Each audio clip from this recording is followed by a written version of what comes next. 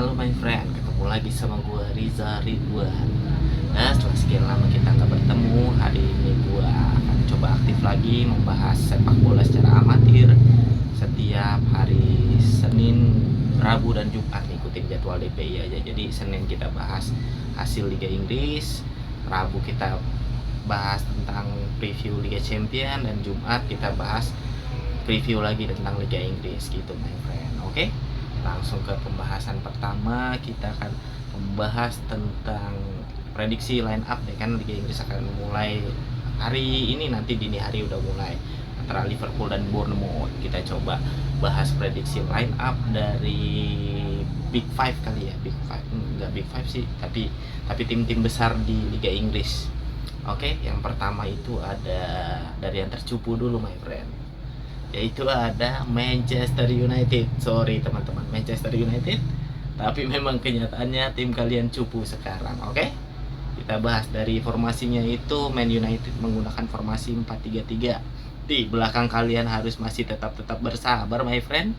Masih ada Andre Onana sebagai penjaga gawang utama yang sudah sembuh dari cedera, sudah ikut latihan lagi. Terus backnya mereka menggunakan 3 back my friend. Kalau di 3 back ini, yang di posisi kiri, kalau Lisandro Martinez sembuh udah pasti itu milik dia jatah di kirinya, karena yang back kiri setahu gua cuma Lisandro Martinez.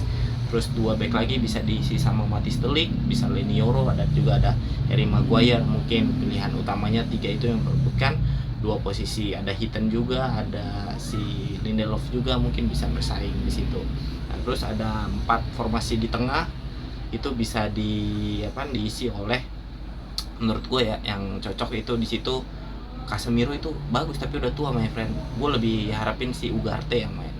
Ugarte sama CMF-nya bisa pakai Maino atau Eriksen lah sesekali. Terus juga di RMF ada Dalot biasanya, yang ya kalian juga masih harus bersabar dengan Diogo Dalot my friend. Di situ kemungkinan dia akan ngisi. Terus di kirinya kalau Shaw sembuh, Shaw, kalau ya masih cedera kayak biasanya bisa digeser Dorgu gitu my friend. Terus di depannya ini yang paling ngeri my friend, Manchester United selamat. Menurut gua itu transfernya paling the best dari 5 tahun bahkan hampir 10 tahun terakhir. Lini depan MU berubah total, dan ini yang gua hampir iri sih sama MU. Lini depannya tuh gila. Yang diambil emang dari tim papan tengah sama tim papan bawah my friend. Itu ada Mbeumo dari Brentford, sama ada Matheus Cunha dari Wolverhampton memang peringkat 14, tapi yang diambil itu benar-benar pemain intinya my friend. Cunha itu benar-benar best playernya dari Wolf. Kalau dan Mbeumo walaupun brewok begitu my friend, larinya kenceng bener asli. Itu sayap Liga Inggris siap-siap lah ketemu Mbeumo, dan dia benar-benar pemain yang tipikal nggak egois my friend. Dia bisa tektok, dan dia bisa tektok ke tengah, bisa cut inside, bisa main ke sayap juga, dan dia bisa lakukan shooting dari lini kedua juga my friend, dari luar kotak penalti maksudnya. Dan di benar-benar ujung tombak benar-benar ada upgrade yang sangat luar biasa dari yang sebelumnya Rasmus Højlund my friend. Kita ganti ke Benjamin Sesko, benar-benar gol skorernya dari RB Leipzig, dari Sesko itu ya Leipzig ya, dari Leipzig ke Manchester United. Bah, itu benar-benar top. Gua akuin untuk transfer lini depannya MU dapat rating 9 dari gua. Dan kalau emang nih mereka dapat CMF nih, asli mereka itu kurangnya di CMF my friend. Lu masa mau 38 week ngandelin Maino sama Eriksen my friend? Gak mungkin dong. Kalau dia dapat Baleba, keren asli. Apalagi kalau sampai dapat Donnarumma dari PSG, salut gue. MU bisa bahkan 4 besar, gue bisa jamin kalau dia dapat Donnarumma sama Baleba. Cuman kalau nggak dapet bisa 14. Gak nyampe 14 lah. Prediksi gue MU bisa masuk ya 5-6 masuk lah. Terus yang ke peringkat keempat my friends, di atas MU sedikit, mendingan lah ini kita bahas tim yang lumayan banget berubah belakangan ini my friend. Dari tim yang ngumpulin pemain-pemain semenjana, main-main yang selevel, main-main gak jelas, main-main murah, sekarang jadi tim yang patut diwaspadai, yaitu Chelsea. Teman-temanku, my friend fan Chelsea, bersiaplah. tim kalian juga sangat-sangat harus diwaspadai, ditakuti di Liga Inggris musim ini, karena pemain-pemain yang sebelumnya masih muda sekarang udah mulai matang bersama dan benar-benar rata matangnya my friend. Itu sekarang kita bahas formasinya. Dari kiper ya nggak istimewa banget, masih ada Robert Sanchez di sana menurut gue yang utama ya. Terus biasanya juga mereka pakai formasi 4-3-3 atau 4-2-3-1 my friend. Kalau kita bedah pakai 4-3-3, di tengahnya itu ada Aradiopio sama Tosin Aradiopio sama biasanya Levi Colwill, tapi Colwill menurut info dia lagi cedera. Itu bisa diganti sama pemain yang baru kalian beli dari Ajax Amsterdam, Gerald Hato. Itu kita patut tunggu sih aksinya, karena di Ajax ya lumayan si Hato itu. Terus di sisi kiri ada Marc Cucurella yang kribo berbahaya, kadang bisa bagus banget, kadang bisa flop banget mainnya, tapi kalau lagi bagus susah ngelewatin dia my friend.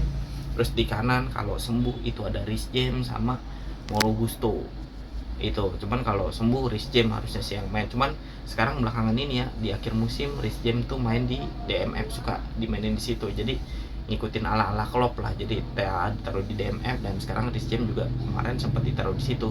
Makanya kita perlu pantau nih my friend, Reece James ditaruh di kanan atau di DMF sekali lagi kalau dia fit, karena benar-benar kaki kaca ini my friend pemain. Terus di DMF-nya jangan salah, bukan lain tidak bukan ada Moise Caicedo di situ. Terus dia ada pakai CMF-nya Enzo Fernandez yang ya kita tahu semua punya umpan-umpan yang bagus, punya long shot yang cukup akurat di situ. Dan siapa lagi pemain kuncinya di AMF kalau bukan Cole Palmer. Aduh susah my friend main sama ini orang, jago banget bawa bolanya. Di AMF dia bisa, di RWF juga bisa, cuman kalau digeser ke kanan si Cole Palmer di IMF tuh bisa ditaruh Nkuku. Gila benar-benar cakep lah kalau Chelsea itu IMF-nya ada, tapi isunya nih Nkuku lagi diincar sama Bayern. Nah terus kita pindah ke kanan, di situ ada Pedro Neto di situ yang harusnya ngisi di sisi kanan. Dan di kiri nih yang bisa diperebutkan ada banyak pemain, ada Gitten sih, tapi menurutku yang bakal ngisi pos kiri gitu. Masa lu mau ngarepin Raheem Sterling my friend? Nggak mungkin kan. Nah di depannya ini nih sekarang Chelsea punya banyak opsi my friend.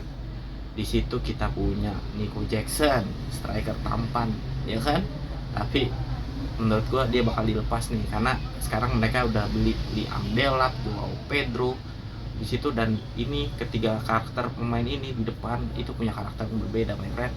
Di Amdelap tuh bener-bener kayak finisher lah.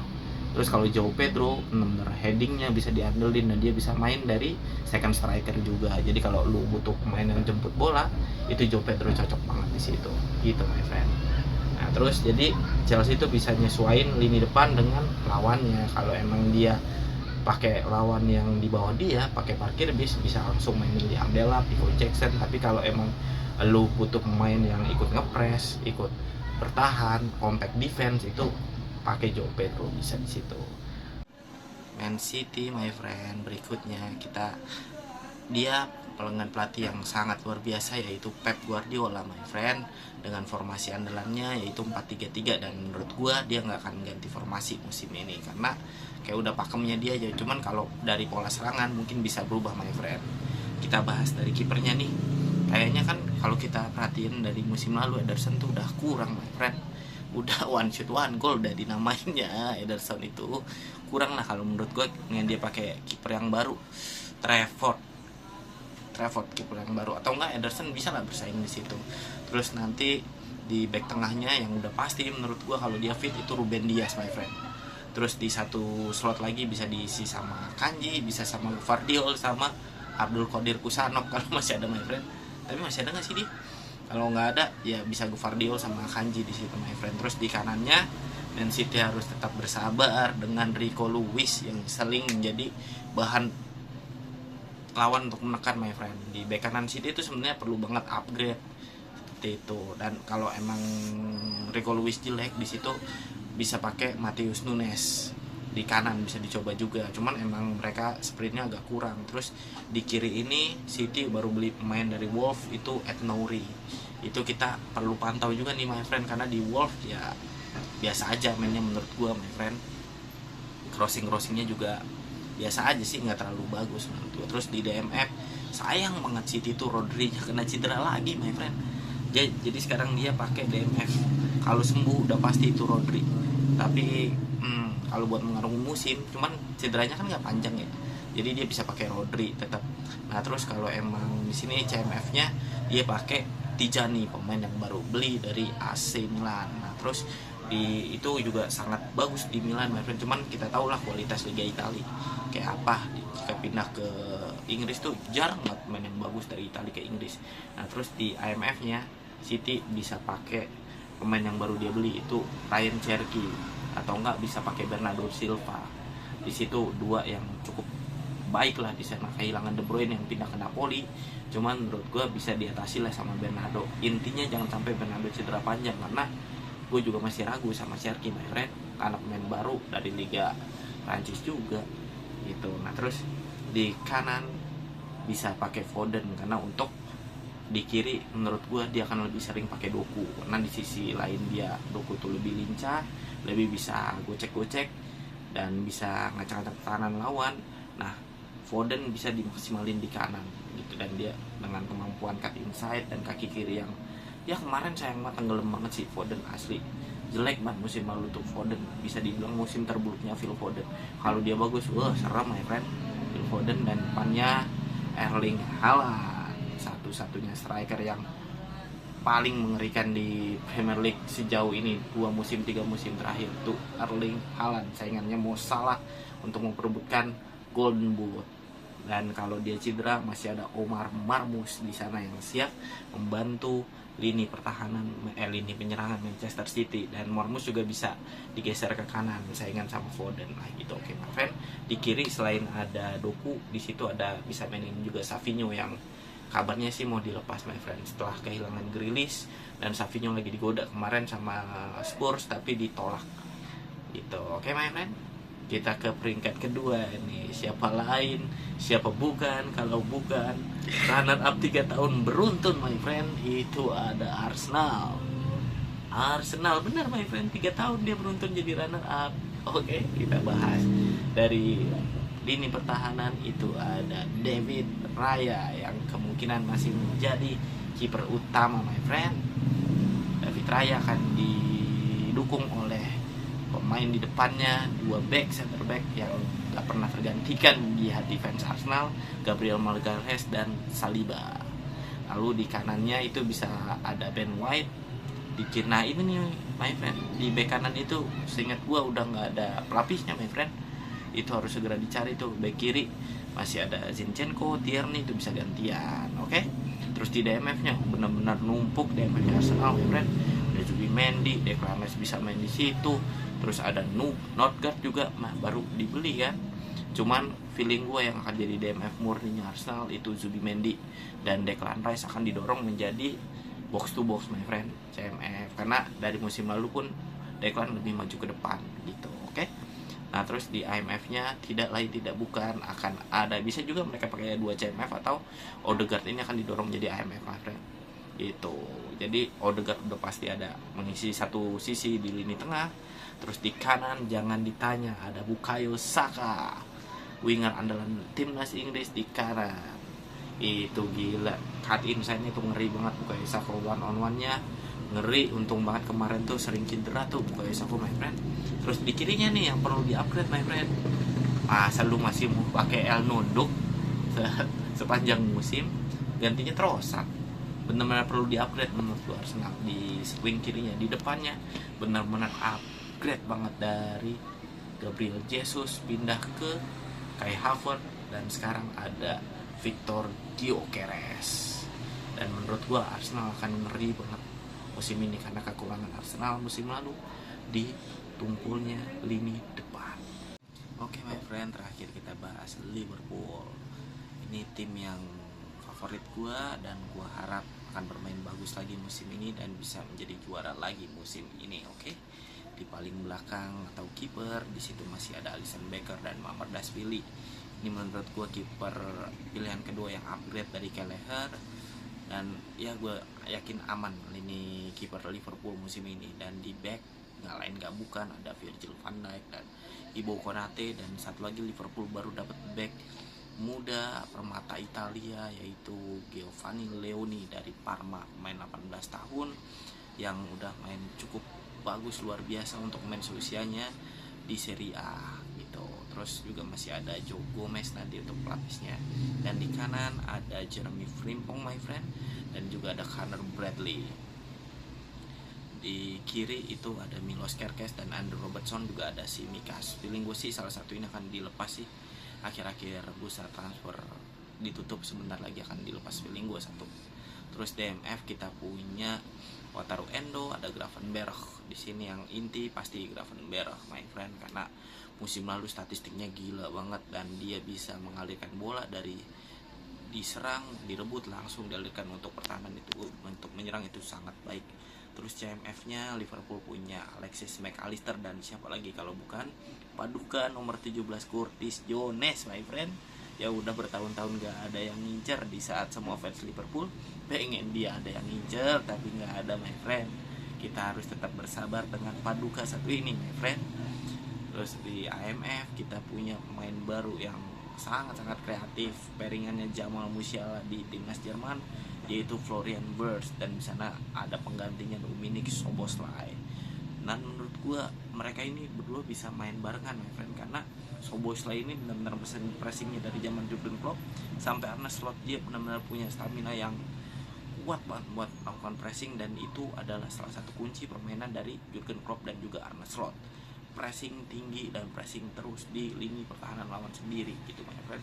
Jadi kalau dia dicadangin sayang sih menurut gue. Jadi menurut gue Szoboszlai bisa ditaruh di kiri, Florian Wirtz bisa di IMF, ataupun bisa di rolling langsung Szoboszlai bisa di IMF dan Florian Wirtz juga di kiri. Sementara untuk di sisi kiri kalau emang punya waktu, situ ada satu posisi yang bisa dimainin sama Cody Gakpo dan satu player yang lagi mencuri perhatian dunia yaitu pemain muda 16 tahun Rio Ngumuha my friend.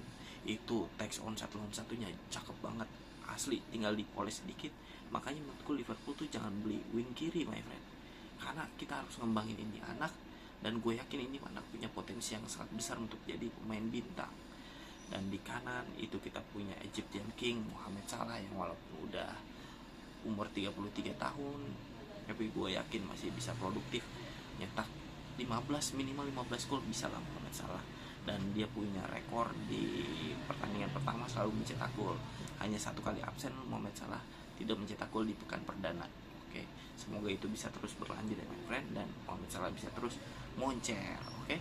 Dan di ujung tombak ada upgrade yang cukup luar biasa dari sebelumnya Darwin Núñez pindah ke Hugo Ekitike. Ini gimana ya bang, Ekitike ya pemain jangkung, pemain tinggi, tapi kontrol bolanya keren banget my friend. Bisa gocek, bisa nahan bola, dan bisa link up sama Gakpo, sama kemarin tuh lagi di Community Shield link up sama Florian Wirtz, itu cakep banget my friend. Makanya gue optimis, kalaupun apalagi nanti Isak sampai datang dan gue datang, gue berani taruh Liverpool di pole position Liga Inggris musim ini friend. Mendingan beli Isak daripada wing kiri, karena kalau beli wing kiri akan matiin potensinya Rio Ngumuha gitu. Jadi kalau Isak datang bisa gantian nanti, takutnya kalau strikernya cuma Ekitike, kalau cedera sulit my friend. Main Gakpo sepanjang musim mah masih angin-anginan Gakpo golnya gitu. Jadi kalau ada Isak, gue berani taruh Liverpool di pole position untuk Premier League. Segitu dulu bahasan dari gue.